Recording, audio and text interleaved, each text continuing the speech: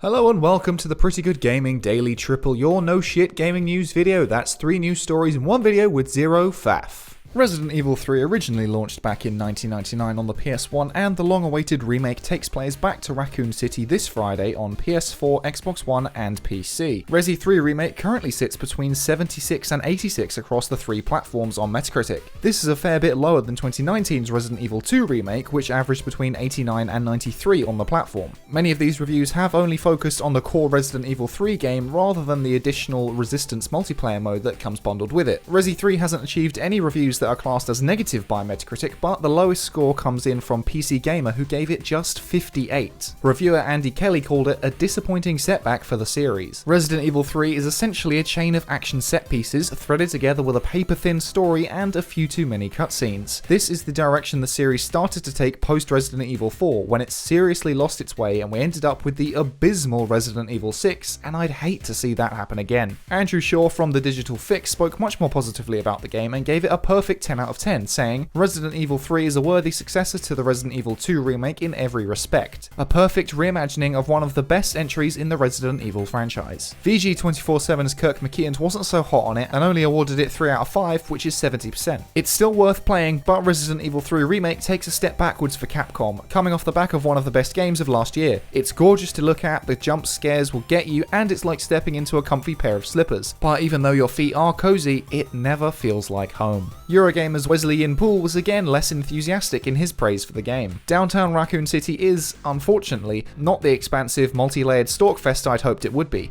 There are no alternate endings to chase, no story-altering choices to make, no New Game Plus mode. The source material is, and I think this is the perceived wisdom, simply not as good as the original Resident Evil 2, but I can't shake the feeling the Resident Evil 3 remake was rushed, as its original was. Now that's an unfortunate parallel. Back to more positive reviews, Nick Petrasity from The Sixth Axis gave the game 9, praising the set pieces, replayability, visuals and feel, and Nemesis himself. But he did criticise the length, the size of the levels, and that Nemesis encounters could have been more dynamic. IGN's Lucy O'Brien gave Resi 3 9 out of 10 and called it amazing. Like Resident Evil 2 before it, Resident Evil 3's 2020 remake does an amazing job of recapturing the horror and tension of the late 90s original while completely modernising its gameplay. It plays like a 2020 game because it is a 2020 game. Who would have thought? The classic world is brought to life in glorious detail, and smart level design makes exploring it a delight and replaying it almost compulsory. If only all remakes could be this good, bring on the next one. Now, to group a bunch together in this next part, Push Square, Trusted Reviews, US Gamer, Twinfinite, and Metro all gave the game 70% and shared one key word in common. Disappointing. Disappointing. Disappointed! All in all, this seems like Resident Evil 3 Remake is a decent action horror game, but it pales in comparison to Resident Evil 2 Remake and arguably the 99 original. Some feel that the removal of live selections, and therefore alternate endings, severely limits the experience and its short 5-hour runtime. Others encourage multiple playthroughs and feel it's a faithful recreation of Raccoon City's destruction. The original Resi 3 was more action-packed than Resident Evil 2, and such is the case for both remakes, but this seems to be to the detriment of the overall experience. Resident Evil 3 Remake launches at the end of the week, so will you be picking up to take on Nemesis and the zombie hordes? I know I will, so let me know down in those comments. And next up, voice actors are very important in most modern video games, especially in the AAA space. Performers like Troy Baker, Nolan North, Laura Bailey, and Roger Craig Smith have become some of the most recognizable voices in gaming. But a name you may not be familiar with is actually going a little further. Abubakar Salim, apologies for my terrible pronunciation, the voice behind Bayek in 2017's Assassin's Creed Origins, has just launched his own game development studio,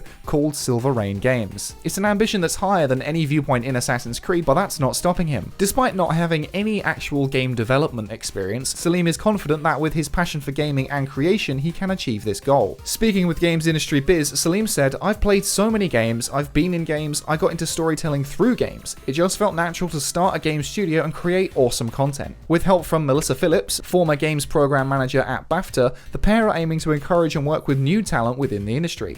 Phillips said, said, Abu and I both share a passion for new talent and giving back to the industry. Abu does because he's been new talent, he's been through that process, and I've worked with it through 7 years with BAFTA and seen the rise of some of the next generation of young designers. Salim is serving as creative director while Felix is taking on studio head duties. The team at Silver Rain Games, including Salim and Felix, is currently composed of only 5 people, but the studio is recruiting more to work on a brand new IP. As if starting a development studio completely from scratch wasn't enough, Salim is also expanding into 2 sister production companies that will handle the adaptation of this new IP into TV, animated film, and comic book projects. The idea is we'll be able to explore this world within TV and animated film as well, possibly even comic books too. I want to make sure that universe sings with everyone. That's my job, as well as writing the story of it all. Launching a brand new multimedia gaming franchise is no small feat, but hopefully Salim has learned some important lessons from his work in Assassin's Creed and won't repeat Ubisoft's creatively stagnant mistakes. Moving from creatively bankrupt to creatively limitless, Minecraft is proving to be one of the best games to combat boredom amid the quarantine many of us are faced with. People have been building all kinds of weird and wonderful creations in Minecraft since it launched back in 2011, and now we can add Planet Earth to that list. Not only that, our little third rock from the sun has been created to 1-to-1 scale in the blocky builder. In a very dramatically voiced video from Pippin FTS,